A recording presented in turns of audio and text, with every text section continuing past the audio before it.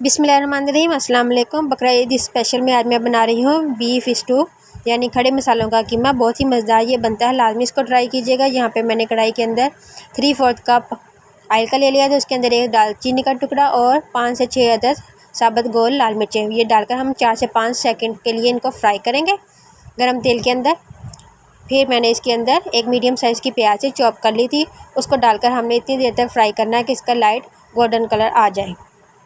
ये देखें इसका कलर लाइट गोल्डन आ चुका है। फिर इसके अंदर मैंने आधा किलो कीमा शामिल कर दिया है और उसको हमने इतनी देर तक फ्राई करना है कि इसका एक कलर चेंज हो जाए और दूसरा इसके अंदर जो पानी है ना वो ख़त्म हो जाए। और ये देखें मैंने 3-4 मिनट के बाद आपको चेक किया है कि इसके अंदर कितना पानी है। ये हमने सारा खुश्क करना है। जो इसके अंदर हीक सी होती है, स्मेल सी होती है कीमे के अंदर, वो सारी ख़त्म हो जाएगी। आपने ये स्टेप लाजमी करना है, इसका पानी बिल्कुल खुश्क कर लेना। जैसे इसका पानी खुश्क हुआ फिर मैंने इसके अंदर 1 से 1.5 टेबलस्पून अदरक लहसुन का पेस्ट शामिल कर दिया और साथ ही हम इसके अंदर मसाले शामिल करेंगे। पिसा हुआ धनिया 1 टीस्पून, हल्दी 1/4 टीस्पून और 1 टीस्पून लाल मिर्चों का पाउडर, नमक हस्बे जायका। लाल मिर्च और नमक अपने जायके के मुताबिक आप कम या ज़्यादा कर सकते हैं। इसको हमने तकरीबन 2 मिनट के लिए मसालों को भूनना है। उसके बाद फिर मैंने इसके अंदर 3 अदद टमाटर थे वो मैंने शामिल कर दिए थे। अगर आप इसके अंदर दही डालना चाहते हैं तो फिर 1 टमाटर आप स्किप कर दीजिएगा, फिर आधा कप दही शामिल कर दीजिएगा। इसको हमने 4 से 5 मिनट के लिए टमाटर टेंडर होने या सॉफ्ट होने तक इसको हमने भूनना है।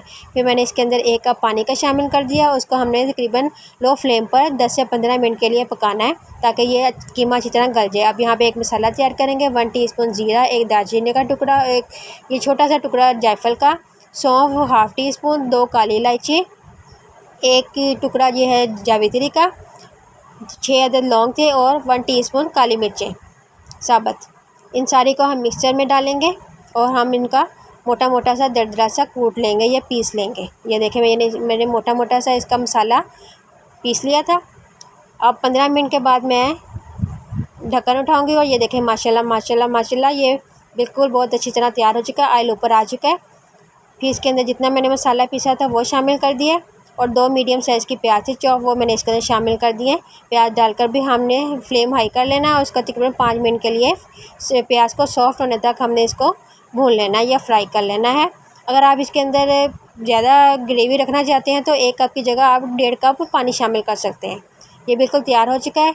इसको हमने डिश आउट कर दिया। इसके ऊपर हरी मिर्चें और बारीक कटा हुआ अदरक ये डाल के इसको हम सर्व करेंगे। रेसिपी अच्छी लगे तो लाइक और शेयर कीजिएगा, बेल आइकन को दबा दीजिएगा। नेक्स्ट वीडियो मिलते हैं। अल्लाह हाफिज़।